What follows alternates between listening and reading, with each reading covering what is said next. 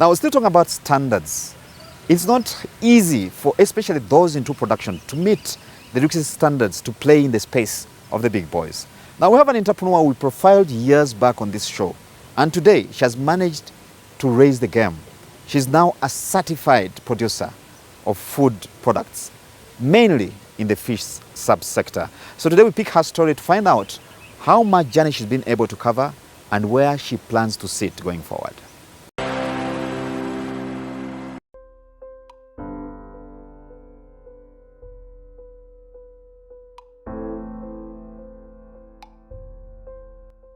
We smoke fish, season it, make it ready for eating oil-free, and also mukene, we fry mukene, we also have powdered one.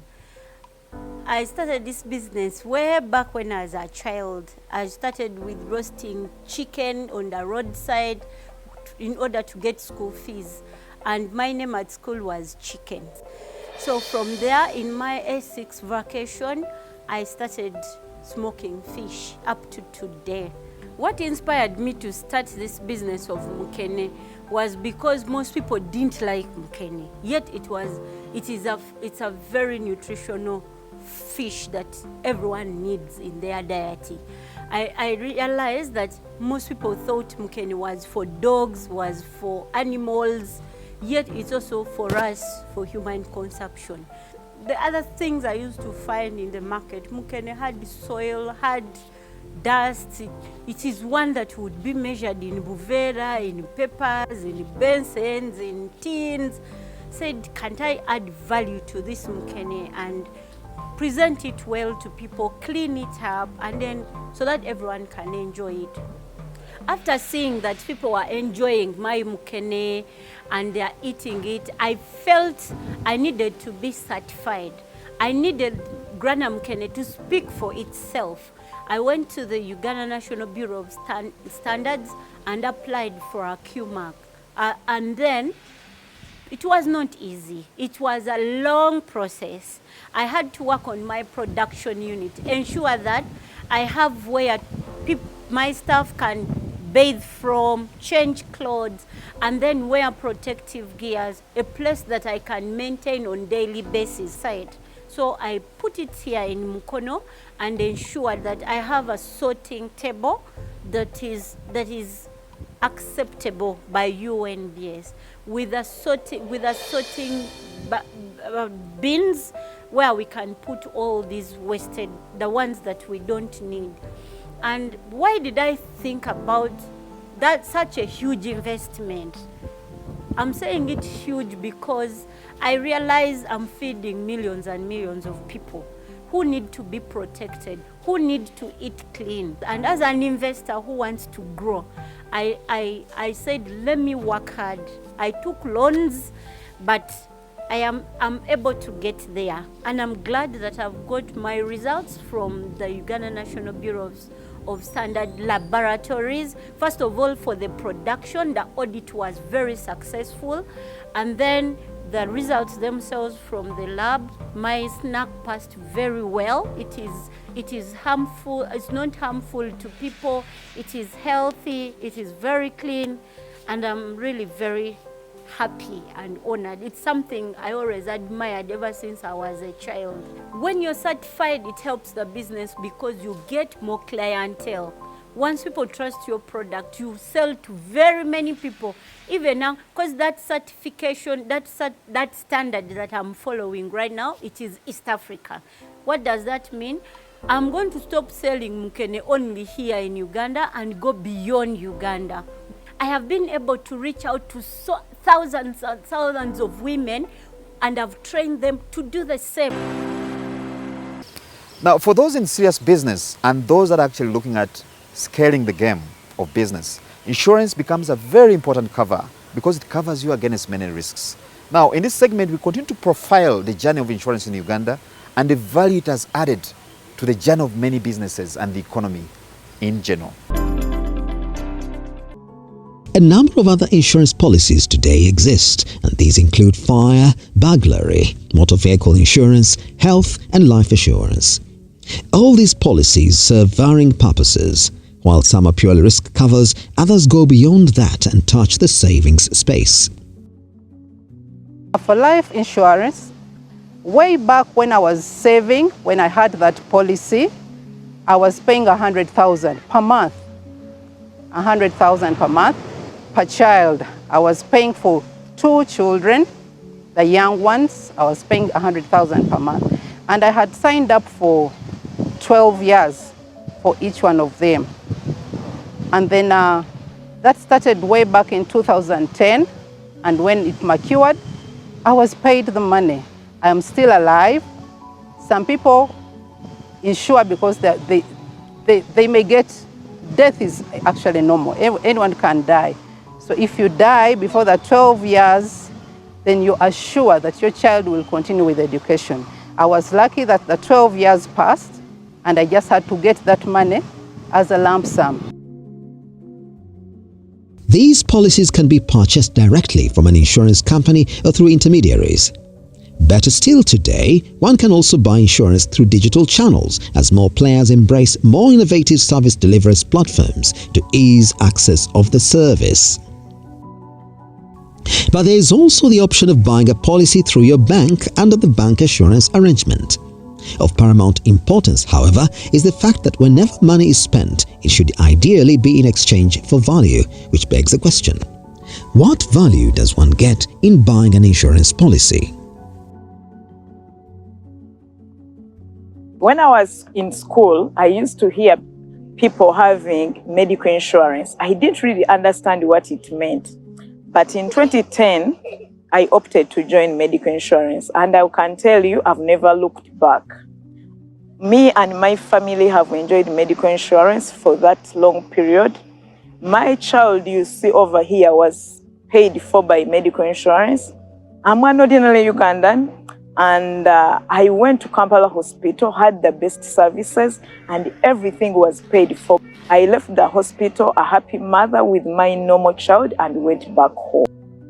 Uganda is ranked highly in entrepreneurship, but also in the mortality or death rate for businesses. While several factors are blamed for this, one cannot underrate the poor risk management by some businesses. Those with foresight have, however, embraced mitigating covers like insurance. In 2018, my restaurant caught fire. By the time I reached the premises, everything had been reduced to ashes. But the good thing is that I had insured my business, I had insured my restaurant, and I straight away got in touch with my insurer, who responded by sending their team to come and do a verification. They came, looked around, did their investigation, and after about a week, the report was out, and I was recommended for compensation.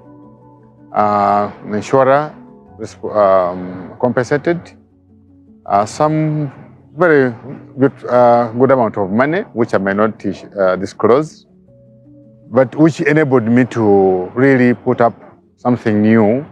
I opened up another restaurant, of course in a different area, but within Seg2, and that was around at the beginning of 2019.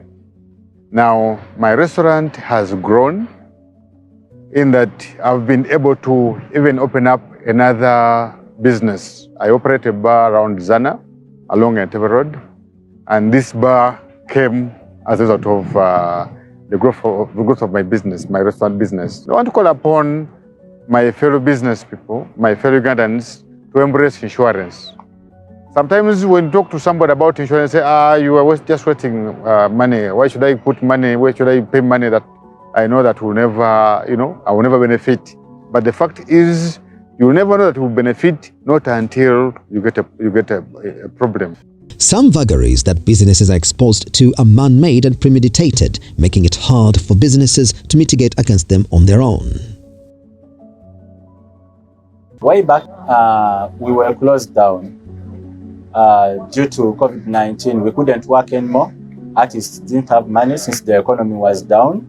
And since our studio was locked for quite a long time, certain individuals came and broke in forcefully, They put the door out, Some of our equipment was destroyed, some was taken, and it was kind of a problem because we didn't know where to begin from. The economy had shut down, we didn't have capital to buy these things. We went to our insurer, and our insurer helped us refund everything we had lost. When the economy had to resume, we also resumed like other businesses. We are working.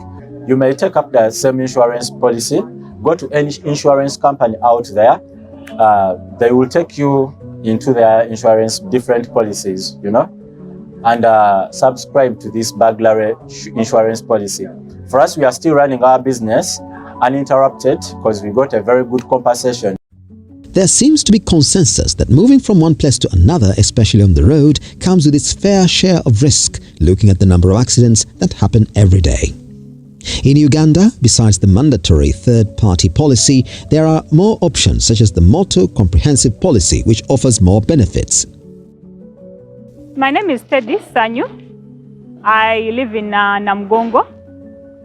One afternoon, it was a Saturday afternoon, I was coming from the farm actually, as in my RAV4, that was my first car. And there's a steep slope. And when you're driving at a slope, you're at a high speed. So a big goat with huge horns from nowhere happened to cross the road. I thought quickly, I'm not going to stop because instant stopping meant hurting the people in the car. So what I did, I just hit it and had to stop ahead. Yeah.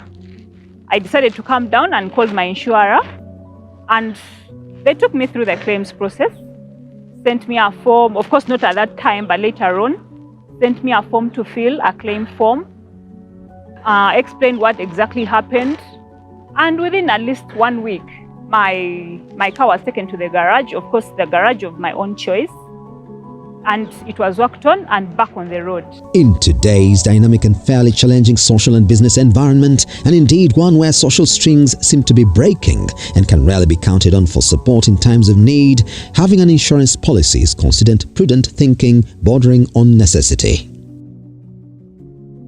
The insurance industry really has supported and do continue to support the private sector. And the support manifests itself in many ways. One, and fundamentally so, is that insurance is there to protect people, their business, and in case of any loss, they are supposed to be reinstated to the positions they enjoyed prior to the loss or any destruction. Insurance has over the years provided that protection. Close to 600 billions, which is about 50% of the underwritten premiums, has been paid back to those people who have suffered losses. That means those businesses, if they didn't have insurance, they would never come back to life. I want also to tell the pessimist that insurance is inevitable for all of us, because just examine the economies which have managed to grow. Insurance is put as a first priority. For us who are growing, we decided to make it as a last priority or as a luxury. I want to confirm once again, insurance is not luxury, but a must-have. It is therefore not surprising that today over 2.4 million people in corporate organizations have insurance covers. To the regulator, that and fact that the industry has seen a steady growth trajectory over the past 10 years, having expanded by over 15% in 2022, attests to the strong public belief in insurance. These are also fruits of sound supervision, regulation, and administration in affirmation of the Insurance Regulatory Authority's commitment to protect the interest of the insured.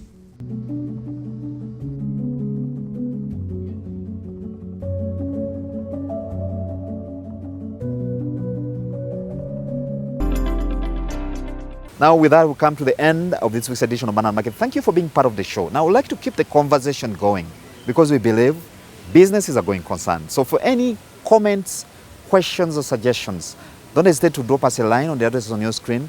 Let's keep this going. Until next time, from me and team, Good evening and God bless.